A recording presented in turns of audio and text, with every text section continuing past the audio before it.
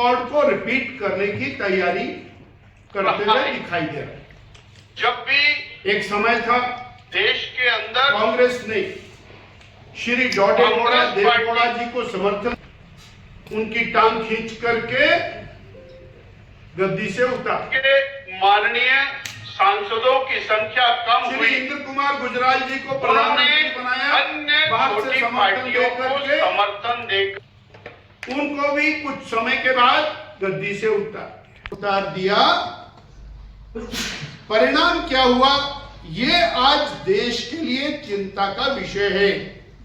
उस समय में भारत में अस्थिरता हुई,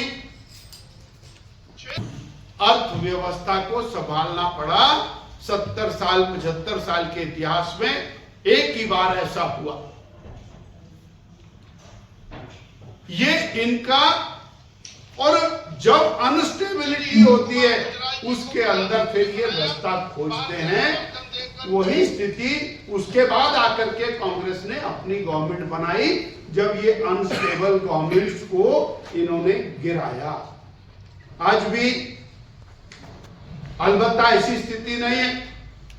भारतीय जनता पार्टी 400 के बाद एनडीए के साथ मिल करके जाने वाली है, पर कांग्रेस का जो एजेंडा है वो इसी प्रकार का विषय है। उस समय में सवाल उठाए, उनको हिमाचल प्रदेश में राज्यसभा का उम्मीदवार बना करके उतारा गया और हिमाचल के माननीय विधायकों ने श्री राम विरोधी के खिलाफ मत दिया, और जब 34-34 हो गए तो श्री राम जी ने राम विरोधी को नकार दिया, यानी सीधा सीधा, और सनातन विरोधी उस चुनाव के अंदर हार गए। देश को अस्थिर सरकार और कमजोर प्रधानमंत्री देना चाहती है, और ये इनका ट्रैक रिकॉर्ड है।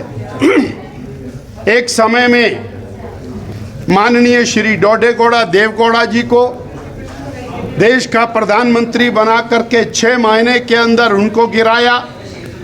उसके बाद श्री इंद्र कुमार गुजराल जी को बना करके उनको गिराया। फिर श्री चौधरी चरण सिंह जी को बना करके गिराया, और उसके बाद श्री चंद्रशेखर जी को बना करके गिराया।